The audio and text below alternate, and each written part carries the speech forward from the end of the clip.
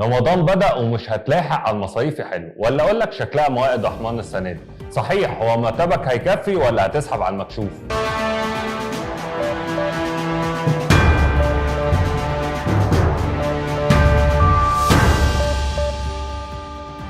السلام عليكم، انا علي الإدريسي وهكون معاكم في حلقة جديدة من برنامجكم الهبد الاقتصادي.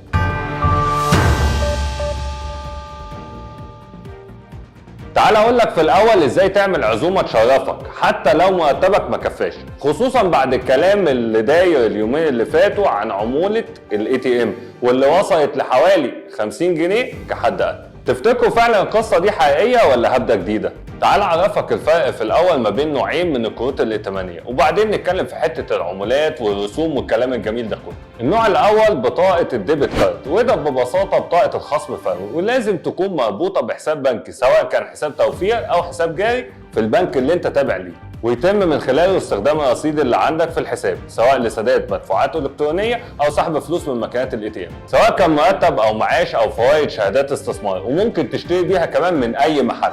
ومن هنا بيتم الخصم من رصيد الحساب مباشرة، يعني ما تقدرش ان انت تسحب فلوس اكتر من اللي موجودة في حسابك. بس ما تنساش انك ممكن تودع في حسابك من اي ماكينة اي تي ام تابعة للبنك بتاعك بدون اي عمولة او رسوم. وطبعا مش محتاج اقول لك مفيش خصومات ولا عمولة طول ما انت بتتعامل مع ماكينة البنك بتاعك، لكن تروح عند مكنة غيرك تزعل في رسوم على طول من 5 ل 10 جنيه. لغاية هنا مفيش مشكلة والدنيا زي الفل. لو انت مفيش في محفظتك غير الكارت دوت تقدر تكمل نومك، انت كده كده عايش على قدك. تعالى بقى نشوف النوع الثاني من البطاقات، وهي الكريدت كارد او فيزا المشتريات، او زي ما انت بتقول عليها الفيزا.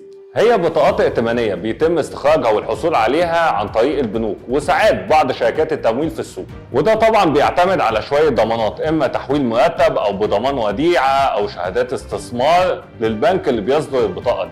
وبتصدر البنوك انواع كتيره من بطاقات الكريدت كارد بيتم تحديدها بناء على الحد الائتماني وهو الرصيد المتاح فيها. وانواع كتير بقى، بقول لك مثلا البطاقات الكلاسيك والذهبيه والبلاتينيه ومانشستر والزمالك. لا، الزمالك دي من عندنا معلش. نرجع بقى للهبده بتاعتنا، وخليني اقول لك ان العموله على السحب مش اشاعه علشان يتم نفيها، ولكن الحقيقه ان الامر ده مش جديد وموجود طول الوقت ومن زمن الزمن كمان، وان العمولات والرسوم على كروت المشتريات لو هتسحب فلوس كاش منها، يعني غير الغرض الاساسي المخصص للكارت، بتبقى بعموله، ودي اللي بيحددها البنك اللي انت تابع ليه. يعني مثلا لو كارت الفيزا بتاعك للبنك الاهلي المصري، فالعموله هنا اهو بتبقى حوالي 2%، وبحد ادنى 10 جنيه من اي ماكينه اي تي ام تابعه ليه، و20 جنيه من اي مكنه ثانيه. اما بالنسبه لبنك مصر فما بعدناش كتير، لان العموله بتاعته برضه 2%، وبحد ادنى 15 جنيه لو هتسحب من ماكينه تابعه للبنك نفسه او اي بنك تاني. ومش بس كده، كمان بتختلف فترة السماح اللي بتتيحها البنوك من 30 يوم ل 57 يوم، وده الوقت المرتبط بسداد الفلوس اللي اشتريت بيها. ركز، اللي انت اشتريت بيها، سواء اشتريت من النت او اشتريت من مطعم او حتى من كشك نوها اللي على الناصية لو عندها الخدمة دي. طبعا للعلم خدمة عملاء البنوك بيوضحوا لك قبل التعاقد على كارت المشتريات ان في عمولة لما تيجي تسحب كاش، وعشان كده بينصحوا بعدم استخدام الخدمة دي الا في وقت الزنقة. واخد بالك؟ الزنقة. وبسبب القيل والقال والهبد الكتير اللي ماشي في البلد اليومين دول، ركز معايا دقيقة كمان وهقول لك على معلومة غايبة عننا كلها لازم تاخد بالك منها، وهي ان البنوك بتفرض على العملاء رسوم مالية لما يجي يسحب فلوس قد اللي كان ممكن يسحبها من ماكينة الاي تي ام او حتى اقل منها شوية. يعني من الاخر، لو انت عاوز تسحب 10000 جنيه نصيحة اسحبهم من ماكينة الاي تي ام، ما تخشش البنك مخصوص عشان تسحبهم من هناك. وخلي بالك ان الرسوم دي بتتعدل وبيتم ربطها بمبالغ محددة كل فترة، وده بيتم كنوع من تشجيع البنوك للعملاء على التعامل مع ماكينات الاي تي ام، خاصة في عمليات السحب. ما هي مش طالبة زحمة على الفاضي جوه الفرع. وعندك مثلا بنك الاهلي المصري بيقرر رسوم حوالي 30 جنيه على عملية السحب اللي اقل من 12000 جنيه.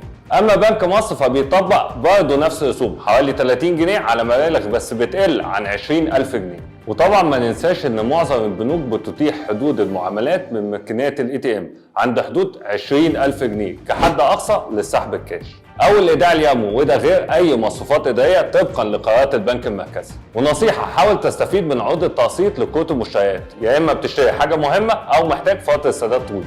ولو انت مسافر لا غنى عن الفيزا، لانك باختصار بتتعامل بالسعر الرسمي للدولار او اي عمله تانيه. مضاف ليها عموله البنك وبتبقى في حدود ال 13%. وخلي دولارات السفر هتنفعك، اكيد فاهمني طبعا. ويا ريت ما تبقاش فرحان بكارت المشتريات اللي ممكن يخليك مديون دايما وبتشتغل بس عشان تسدد ديونك. ده كان الهبد الاقتصادي، كان معاكم علي الإدريسي، وكل سنه وانتم طيبين. سلام عليكم.